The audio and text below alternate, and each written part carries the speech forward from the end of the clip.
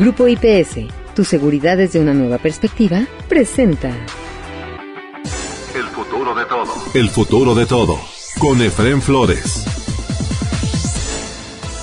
Bienvenidos a El futuro de todo, el podcast que ve hacia adelante. Soy Efrén Flores, dándoles la más cordial de las bienvenidas aquí a El futuro de todo. En semanas pasadas, la International Chamber of Commerce, capítulo México, o sea, ICC México, realizó un evento al que tituló Perspectivas de México 2026. Estuvo muy interesante, amplio, fue básicamente para los medios de comunicación, para la prensa. Les van a escuchar ustedes ahí platos sonando y voces que están los meseros atendiendo a los periodistas, ¿no? Pero se escucha muy claro lo que dicen los dos personajes que voy a presentar, con los que voy a trabajar el día de hoy aquí en El futuro de todo, porque son los que merecen más, digamos, a mi juicio, la pena destacar para fines de nuestro programa, aunque todo el evento vale la pena de ICC, pero es lo que les vamos a presentar a ustedes. Por un lado, a Alejandro Padilla, que es presidente del Grupo de Economía y Finanzas de ICC México, y también es director del Grupo de Economía y Finanzas del Grupo Financiero Banorte. Y luego Kenneth Smith, que es un gran conocedor de todo lo relacionado con el TEMEC, es vicepresidente, pues digamos, de todo lo relacionado con el TEMEC, de la ICC, de la International Chamber of Commerce, capítulo México, y aparte es director fundador de un despacho que se llama Agon México o Agon Economía, donde tienen todo tipo de asesorías y servicios para los clientes, entre ellos en particular todo lo que es paneles de controversias, por supuesto soluciones de controversias, y todo lo que es la negociación. Ya va a escuchar usted del TEMEC versión 2, ahora que está el presidente Trump en su 2.0 presidencia, y por supuesto al frente de la presidencia de México la doctora Claudia Sheinbaum Pardo. Voy a empezar con algunos factores que van a ser importantes para tomar en consideración en este 2026. Si bien consideramos que estos no son limitativos ni exhaustivos, marcan por lo menos una narrativa que nos hace sentido y que va a influir directamente en nuestro país.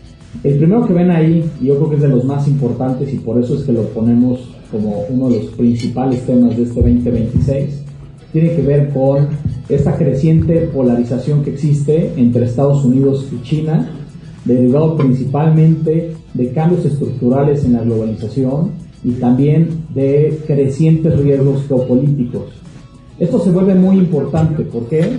Porque acaba de pasar el primer año del presidente Trump en la Casa Blanca, el 20 de enero, y podemos inferir de lo que ha sucedido a lo largo de este 2026 que claramente va a haber cambios importantes en la política pública en Estados Unidos que van a influir en el comercio internacional, en cómo se va determinando el tablero tanto geoeconómico como geopolítico.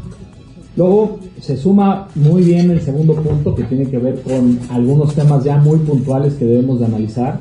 Para nosotros el más importante va a ser las elecciones intermedias en Estados Unidos el 3 de noviembre. Se vota 35 de 100 asientos en la en el Senado y los 435 asientos de la Cámara de Representantes. ¿Por qué es importante? Porque hay que recordar que cuando gana Trump la presidencia en el 2024, lo hace con mayoría republicana en ambas cámaras. Y tenemos que analizar cómo lo que ha sucedido a lo largo de este primer año de administración de Trump, en este Trump 2.0, puede tener una influencia sobre el electorado norteamericano y sobre cómo va a ser la nueva configuración de las cámaras. Eso es importantísimo por cuestiones comerciales, cuestiones de política exterior, y para México va a ser fundamental. Además, estamos en un año en donde también hay comicios en América Latina. Estamos hablando de Brasil, Colombia, Perú y otros factores geopolíticos, como lo estamos viendo en el caso de Groenlandia, el tema de Venezuela a inicios del año, inclusive muchos de los discursos y de los temas que se analizaron y discutieron en el Foro Económico Mundial relacionado a cómo se está transformando el nuevo orden mundial. Eso se vuelve importantísimo para poder identificar qué es lo que puede suceder en este proceso de revisión del TEMEC, en el cual vamos a adentrarnos en este 2026 y del cual ya Kenneth Smith va a hablar con mucho más detalle hacia adelante en los próximos minutos. Luego, como pueden observar, en el tercero estamos hablando de nearshoring y cadenas de valor, cadenas de suministro. Va a ser un 2026 muy importante en la redefinición de estas cadenas de suministro, retomando un poco lo que nos mencionaba hace rato Marlene sobre la dinámica de crecimiento que vimos en el 2025. Las exportaciones o la demanda externa fue el principal motor que vimos el año pasado. Entonces, por eso se vuelve tan importante ver de qué forma sigue empujándose esta noción del nearshoring, de la relocalización y de las transformaciones que se dan estructurales en estas cadenas de suministro. Si ustedes vieron datos hace algunos pocos días, México sigue siendo el principal socio comercial de Estados Unidos, teniendo la mayor participación de mercado de todas las importaciones que hace Norteamérica.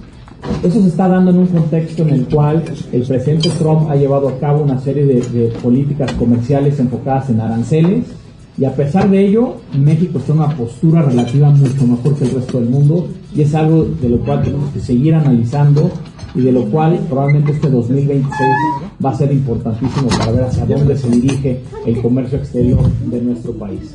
Un cuarto punto, la política monetaria que va a ser menos expansiva en todo el mundo. Los bancos centrales llevan ya un par de años recortando tasas de interés, pero muy probablemente en este 2026 comenzarán a moderar este ciclo de relajamiento monetario, es decir, en muchos lados vamos a empezar a ver que los bancos centrales pararán con este ciclo de reducción de tasas, tal cual es el caso también del Banco de México, en donde creemos que todavía va a seguir reduciendo su tasa de interés. Lo vimos en el programa monetario, creo que fue una comunicación muy clara que le hizo a los actores económicos de que estará evaluando todas las condiciones y determinantes que pueden influir en su objetivo, que es la inflación, y cómo hacia adelante van a contemplar ajustes adicionales en la tasa de interés. Y por eso hacia adelante les voy a platicar cuál es la visión que tenemos sobre las tasas de interés en México. El quinto son los mayores esfuerzos de consolidación fiscal. El mundo está tratando de hacerle frente a un importante endeudamiento que se dio especialmente durante la época del COVID. Esta situación ha sido muy compleja, lo vimos en países como Francia o como en Inglaterra, o en el mismo Japón, en donde estamos experimentando una pérdida de valor del yen y fuertes presiones al alza en las tasas de interés de instrumentos japoneses. Bueno, eso es simplemente un síntoma de uno de los retos más importantes que existen en el mundo, que se llama tratar de llevar a cabo un proceso de consolidación fiscal, de mantener cuentas fiscales estables. Y en ese sentido, creemos nosotros que el gobierno continuará con este esfuerzo responsable de tratar de llevar a cabo esta consolidación fiscal para regresar a los objetivos que se tienen planteados en los paquetes económicos que hemos analizado o visto en los últimos años, y que eso le permita a México seguir o mantener con la actual calificación crediticia que tiene. Luego, un sexto punto, riesgos de desinflación. Es un año en donde, si bien el mundo va a crecer de una manera muy similar al 2025, ese crecimiento va a ser desigual. Es algo que ya advirtió el Fondo Monetario Internacional y que desde el ICC también estamos analizando. Dentro de esa diferencia que hay en la dinámica de crecimiento, a Estados Unidos lo vemos todavía muy bien, con un buen crecimiento, apoyado por un consumo, pero también por fuertes inversiones que se están haciendo en el ecosistema de infraestructura que va a soportar la inteligencia artificial y la innovación tecnológica. Esas son buenas noticias para México. ¿Por qué? Porque es nuestro principal socio comercial. Eso le debe de ayudar principalmente a la demanda externa. Un séptimo punto que tiene que ver con el Mundial de FIFA del 2026. En ICC no hacemos pronósticos de quién va a ganar el Mundial, pero claramente queremos que México lo gane. Pero más allá de eso, hay que tomar en cuenta los factores que van a influir sobre la economía, los factores que tienen que ver con turismo, con consumo. Eso claramente lo vamos a ver reflejado en algunos puntos base que le va a ayudar al crecimiento de este año. Pueden ser entre 30 a 50 puntos base el crecimiento. También podríamos ver algunas presiones de inflación durante el periodo mundial que deben ser transitorias, pero que claramente están incorporadas en los pronósticos que les vamos a mostrar ahora hacia adelante. Luego, inteligencia artificial e innovación tecnológica, un cambio estructural importantísimo, sobre todo pensando en que ahorita se está generando el ecosistema para que la inteligencia artificial pueda alcanzar una mayor escala en los próximos años o en las próximas décadas. 2026 va a ser un punto de inflexión importante por esta fuerte inversión que se está haciendo en infraestructura en Estados Unidos, en China, en muchos otros países. No solamente desde el lado del sector privado, sino también desde el lado del sector público. Y esto nos lleva también a pensar de qué forma la inteligencia artificial y la innovación tecnológica pueden influir en la economía, en los hogares, en la toma de decisiones de los negocios, etcétera, en términos de mayor productividad, mayor competitividad, una dinámica de costos mucho más acotada en los siguientes años. En fin, yo creo que muchas oportunidades y muchos desafíos que tendremos que ir analizando a lo largo de los años, pero en el 2026 nos tenemos que enfocar en que esta revolución de la inteligencia artificial está en una fase temprana que requiere de mayor inversión en data centers, en energía, en muchas otras cosas, y es un factor que también ayudará a economías como Estados Unidos, inclusive también a economías como México, por esa proximidad que tenemos con nuestro principal socio comercial. La novena, el cambio climático, eso es una realidad, eso sigue siendo una tendencia muy importante. Tenemos que ver qué sucede en estas reuniones sobre el cambio climático de las Naciones Unidas. Tenemos que ver en foros internacionales cómo hay un enfoque muy importante en términos del medio ambiente. Si ustedes tuvieron la oportunidad hace semana y media de ver este monitor de riesgos globales que publicó el Foro Económico Mundial, en los riesgos de corto plazo, los que van de aquí a 2 años, hay algunos que tienen que ver con el medio ambiente, pero en los de largo plazo, que están relacionados a 10 años, los 3 primeros riesgos de largo plazo están asociados a cuestiones medioambientales. 5 del top 10 están relacionados a temas medioambientales, y por eso creemos que estas políticas de sustentabilidad, ese empuje por tratar de hacerle frente a lo que está pasando hoy en día con el cambio climático, va a ser importantísimo en este 2026. Y para concluir esta lámina, ese 10º punto, avances regulatorios, nuevas tendencias de ciberseguridad y sobre todo la resiliencia operacional, están muy ligados a los primeros puntos, en donde los factores geopolíticos también se ven en el mundo como el principal riesgo que existe hoy en día.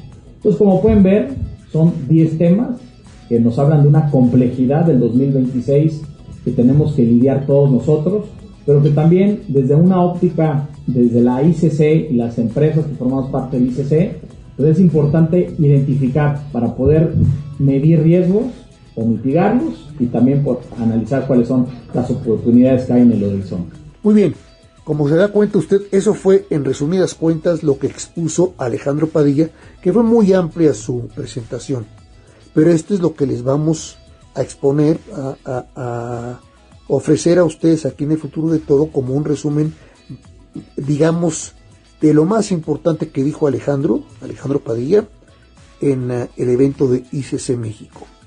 20 segundos y regresamos con ustedes aquí a El Futuro de Todo.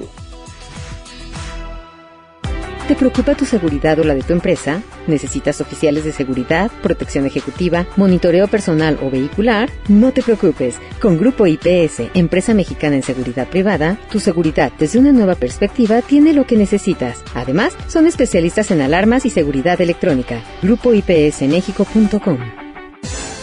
El futuro de todo. El futuro de todo. Con Efrén Flores. Estamos en El Futuro de Todo. Un servidor, Efrén Flores, le da el más cordial de los saludos. La segunda parte del evento de ICC México que presentamos para ustedes aquí en El Futuro de Todo fue muy importante, específicamente porque se abordó el tema del TEMEC, del Tratado de Libre Comercio México, Estados Unidos, Canadá, y qué puede pasar con él. Va a ser en julio revisión simplemente, como marcan los estatutos del TEMEC original, o va a ser una reestructuración del TEMEC y qué puede incluir. Vamos a ver qué es lo que nos dice específicamente sobre esto. De lo que no sabemos a ciencia cierta si será una simple revisión como mandata el TEMEC o una reestructuración, pero por fortuna participó en el evento nuestro querido doctor Kenneth Smith, quien es vicepresidente del equipo de política económica y financiera de ICC México, y además Kenneth es director fundador del grupo Agon México, que brinda un servicio completo de asesoría en competencia, regulación y comercio sobre todos los temas más completos y complejos en México y en América Latina. Ken es un experto en negociaciones comerciales bilaterales y multilaterales, ha participado en diferentes tratados nacionales aquí en México e internacionales. Concretamente, desde 1990 conformó parte del equipo de negociación del Telecán original, del Tratado de Libre Comercio América del Norte, que lo inició el presidente Carlos Salinas de Gortari en ese momento, con el presidente Bush también en ese momento. Presidente Bush, padre, aclaro. También dio asesoramientos para el TEMEC 1 y ahora también está involucrado en el TEMEC 2. Es parte importante de la visión y opinión de la International Chamber of Commerce Capítulo México y de clientes de Agon México. Y vamos a platicar entonces acerca de lo que nos dijo Kenneth Smith acerca del TEMEC 2. Muchísimas gracias, Alex. Muy buenos días a todos los representantes de los medios de comunicación y mis llamados colegas del ICC. Me ha dado un placer estar con ustedes aquí para platicar acerca de las perspectivas económicas del país y, en mi caso, enfocarme sobre, digamos, las perspectivas en materia comercial, muy ligado, por supuesto, a lo que suceda con la revisión del TEMEC que está programada para este año. Ahora, yo creo que es importante empezar con un recuento de lo que ha sucedido en el último año y lo que sigue sucediendo en la relación comercial entre México y Estados Unidos, y por ello presentamos esta lámina con los 3 bloques principales de aranceles que enfrenta México, más o menos desde marzo del año pasado. Ustedes conocen bien los aranceles generales relacionados con migración y fentanilo, aranceles en el sector automotriz, tanto vehículos ligeros como autopartes, y acero y aluminio. En este momento, como bien lo señalaba Alejandro, lo que hizo Estados Unidos, a diferencia del trato que le brindó a otros países con los que ya tenían y tienen en vigor tratados de libre comercio, en el caso de otros países aplicó aranceles recíprocos en todos los productos, es decir, no le importó el tener ya un calendario de desgravación o de eliminación arancelaria a partir de estos tratados y aplicó aranceles parejos, a rajatabla.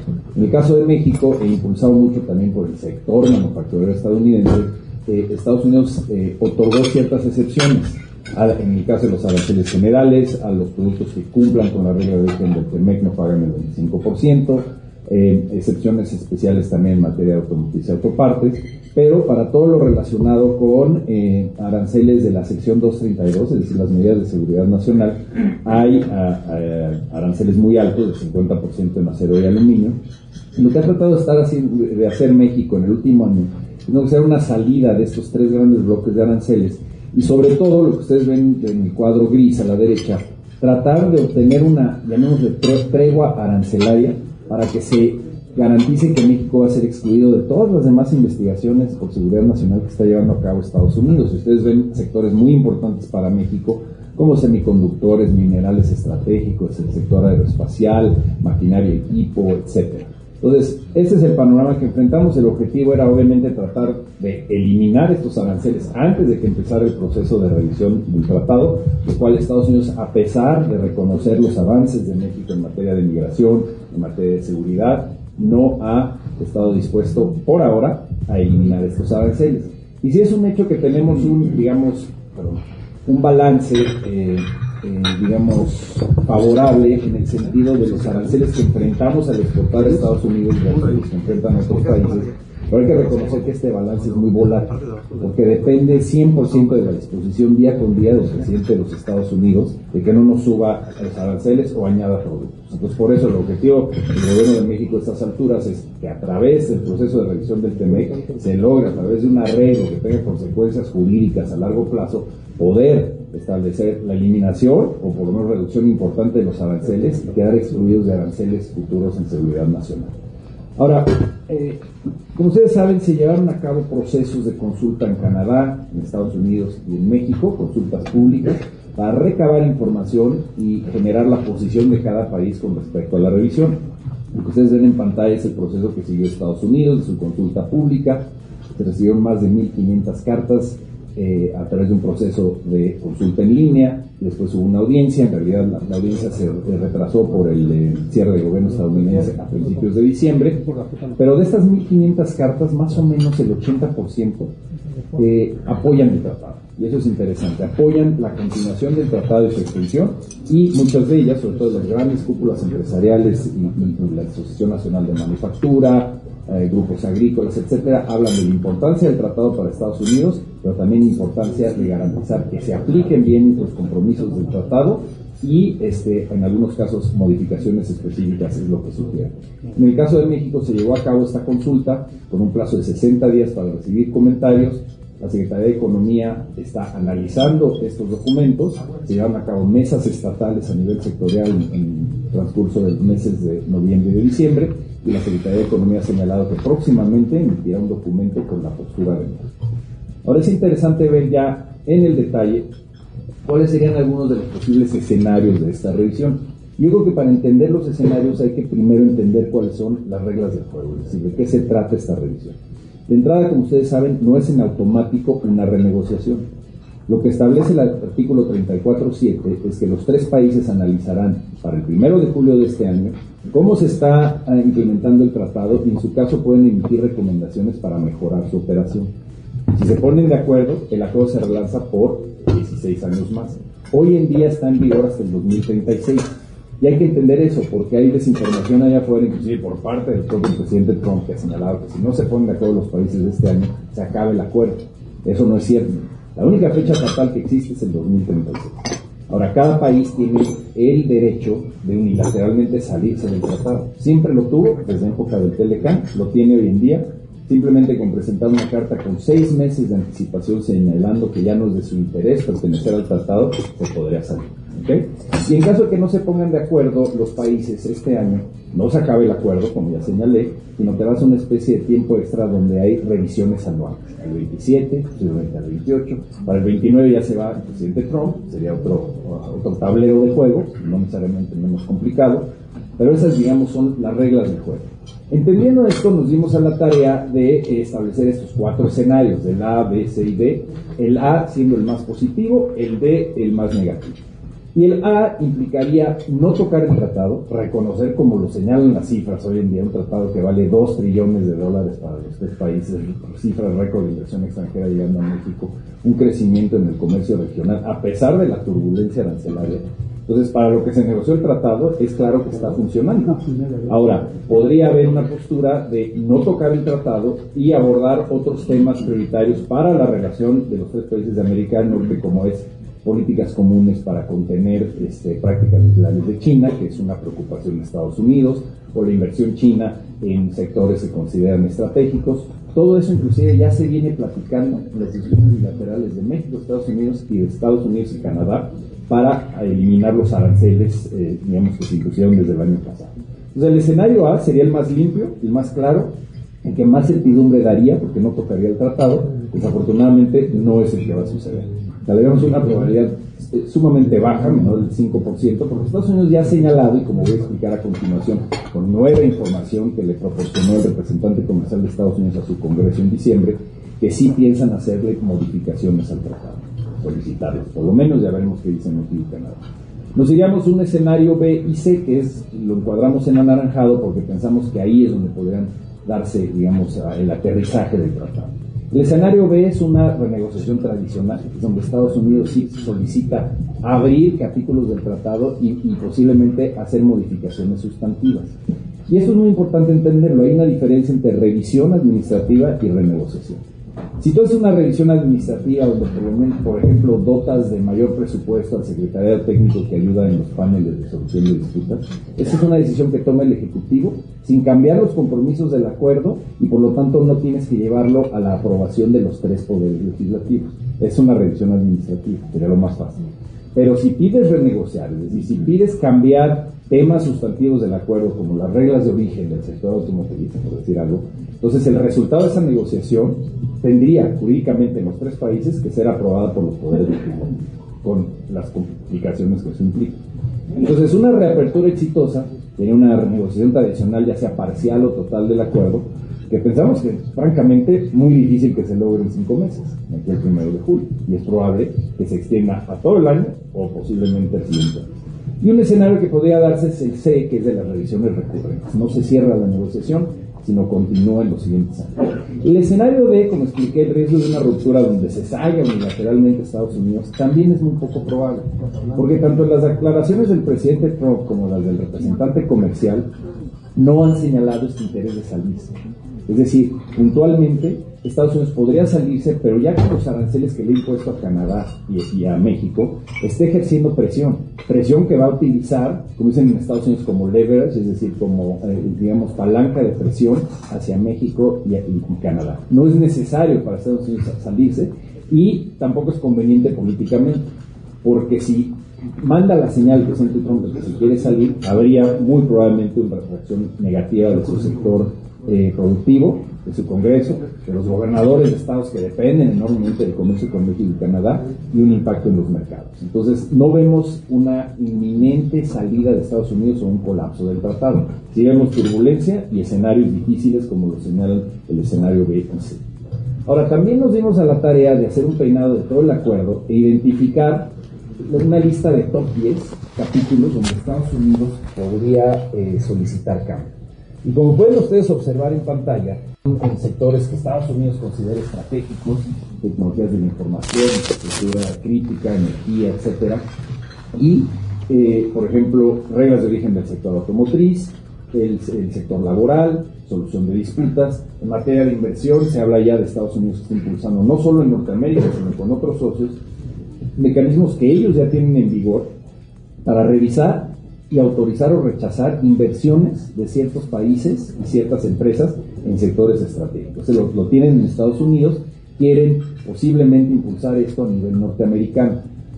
Temas de ciberseguridad, propiedad intelectual, pero como pueden ustedes también observar, no todo tiene que ver con China. Y eso es importante porque va a llegar a Estados Unidos y voy a señalar un poquito en la siguiente lámina lo que mencionó el representante comercial en su testimonio ante el Congreso en diciembre. No todo tiene que ver con el sector manufacturero y automotriz.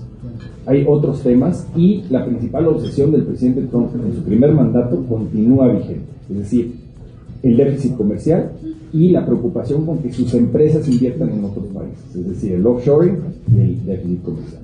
Por eso señalo al sector agrícola como un candidato para esfuerzos o intentos de Estados Unidos de restringir las exportaciones mexicanas muy exitosas a Estados Unidos y a Canadá, y con Estados Unidos tenemos un superávit comercial en agro de casi 25,000 millones de dólares. Entonces eso está muy presente en la mente de la Casa Blanca y es posible que presionen por ahí. Temas de entrada temporal que le brindan una gran eficiencia en que pueda haber movimiento laboral de profesionistas entre los 3 países de manera temporal, pero que ya en la primera negociación Estados Unidos trató de eliminar ese capítulo. Entonces, pensemos que posiblemente regrese a la mesa con esa mentalidad de que de alguna manera representa migración, lo cual no es cierto, pero es una posición política, digamos, del presidente Trump. Y pongo en rojo el tema que le llamamos reordenamiento del comercio, que ese es un capítulo que no existe en el TEMEC, pero que insistió en la negociación original de Estados Unidos en colocarlo, y tiene que ver con lo que ustedes están viendo que busca Estados Unidos en otros tratados de libre comercio que están negociando, los acuerdos bilaterales con Europa, Japón, Reino Unido, que es obligar a que sus socios comerciales le compren más productos a Estados Unidos, reduzcan las compras de terceros países.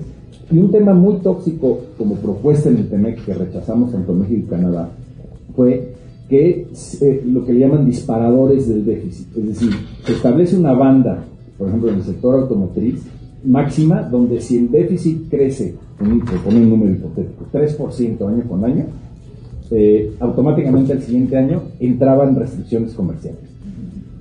Y eso lo rechazamos, tanto México como Canadá, no quedó, no existe ese capítulo, pero no dudemos que regresen con esas ideas a la mesa en la negociación de Estados Unidos. Entonces, esto fue un ejercicio que hicimos previo a la consulta en Estados Unidos y lo que presentó el representante comercial ante el Congreso. Y es interesante que lo que presenta ya formalmente como resultado de sus consultas es similar a estos, llamémosle 10 capítulos clave que identificamos. Analizando un poco el testimonio del representante comercial, vemos aspectos positivos y aspectos no tan positivos. El aspecto positivo es que en ningún momento señaló el gobierno de Estados Unidos la intención de salirse del tratado. Sí señala que la extensión del TEMEC en sus términos actuales no sería del interés de Estados Unidos.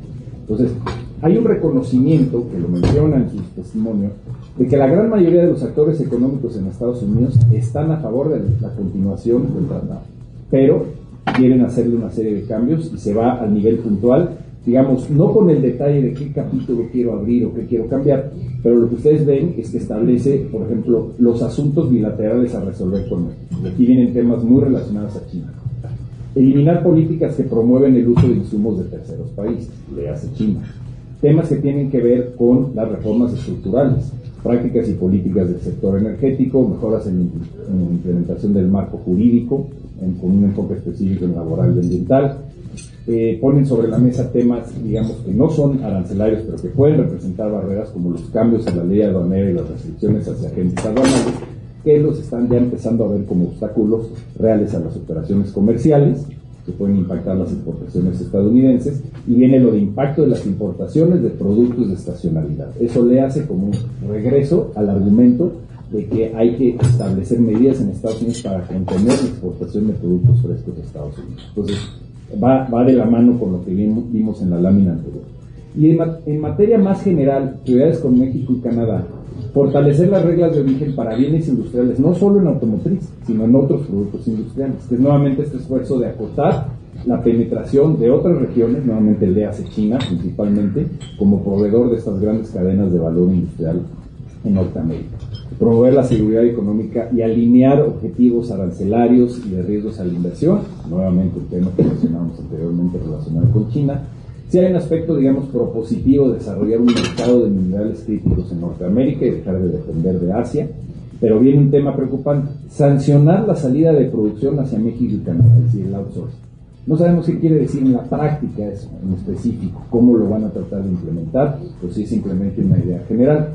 Uno ve esta lista y dices, pues viene muchísimo trabajo, va a haber turbulencia, es cierto, pero al final de cuentas es interesante que en su conclusión el representante comercial señala que el TEMEC ha traído beneficios a la economía estadounidense, pero tiene que mejorarse. Entonces, nuevamente, no está hablando de salirse, pero sí está hablando de un escenario similar al DOC del que estamos hablando. Ahora, cuando vemos lo que está negociando Estados Unidos con otros países del mundo, y ahora con esto concluyo, algo que vemos que es interesante es que con Corea, por ejemplo, con quien ya tiene un tratado de libre comercio, supuestamente llegó a un acuerdo que no se ha aprobado y entonces ya está amenazando a Trump por subirles nuevamente los aranceles. Pero la gran pregunta desde el punto de vista interno de Estados Unidos es si hay ya en vigor un tratado existente que se llama CORUS, que es el Tratado de Libre Comercio entre Estados Unidos y Corea, ¿cómo lo va a sustituir este nuevo acuerdo? Donde, por ejemplo, hay compromisos incompatibles con el TLC que tiene en vigor, es decir, establece un arancel base de 15%, cupos en el sector automotriz, etc. Una vez que entre en vigor este segundo acuerdo, ¿cuál es el acuerdo que cuenta jurídicamente en Estados Unidos? ¿El tratado existente o el nuevo acuerdo que firmó bilateralmente nada más la Casa Blanca?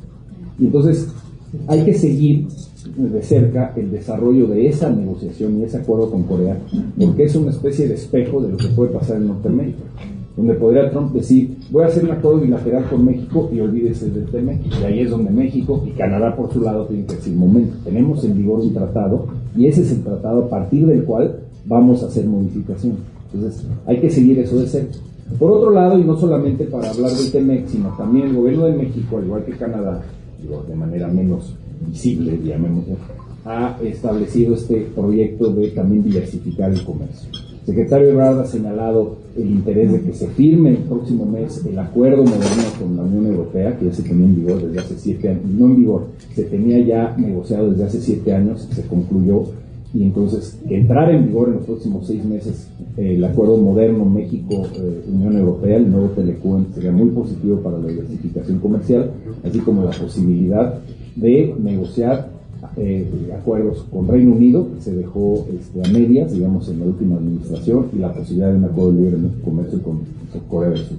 El diversificar el comercio le da fortaleza a México, que por supuesto siempre va a tener a Estados Unidos como su principal socio comercial, pero te puede ayudar en la dinámica de la negociación y en posicionarte más fuerte con otros aliados ante esta incertidumbre en Estados Unidos. Ya para concluir, no vemos un colapso del tratado, vemos una situación muy poco probable de que Estados Unidos decida salirse unilateralmente, pero sí vemos un proceso de negociación complejo que podría inclusive irse más allá del 2026. Ahí se los dejo. Muchísimas gracias. ¿Qué le pareció digamos, síntesis? Bueno, la síntesis en el caso de Alejandro Padilla y la presentación completa en el caso de Ken Smith de todo lo que significa el TEMEC y los diferentes escenarios. Toma en cuenta que Kenneth Smith está trabajando en vivo en torno al TEMEC y lo que está ocurriendo con la Secretaría de Economía, con la Cancillería y con el Secretario de Comercio, el secretario también de todo lo que es los capítulos comerciales, los artículos que se aplican en el caso de México, que es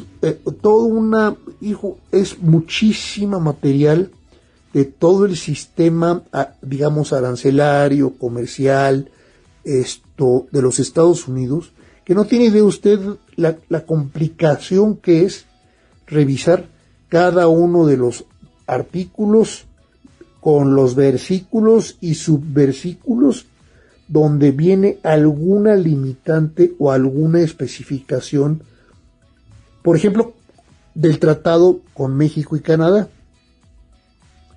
Y ahí es donde dice, todo mundo paga tales aranceles. Y dice ahí precisamente, en el caso específico de nuestros socios norteamericanos, Canadá y México, el arancel aplicado es de 0.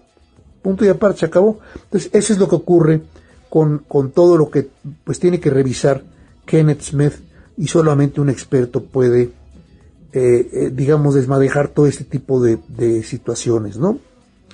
Muchas gracias entonces a Alejandro Padilla y a Ken Smith por habernos permitido platicar, presentarles a ustedes estas partes de sus presentaciones. Y también muchas gracias a International Chamber of Commerce Capítulo México por habernos cedido los audios de su evento. Si a usted le interesa conocer más acerca de ICC México, aquí le dejamos la dirección específica de ICC México en la portada de este podcast específico del Futuro de Todo, y también de Agon México. También está aquí en la portada de este capítulo específico del Futuro de Todo, la dirección de internet de Agon México. Eso es todo por hoy en el Futuro de Todo en México y de cara al mundo. Un servidor, Efrén Flores, se despide de ustedes esperando contar con su presencia en el próximo de nuestros programas de El Futuro de Todo. Hasta entonces. Grupo IPS, tu seguridad desde una nueva perspectiva, presentó El Futuro de Todo. El Futuro de Todo. Con Efrén Flores.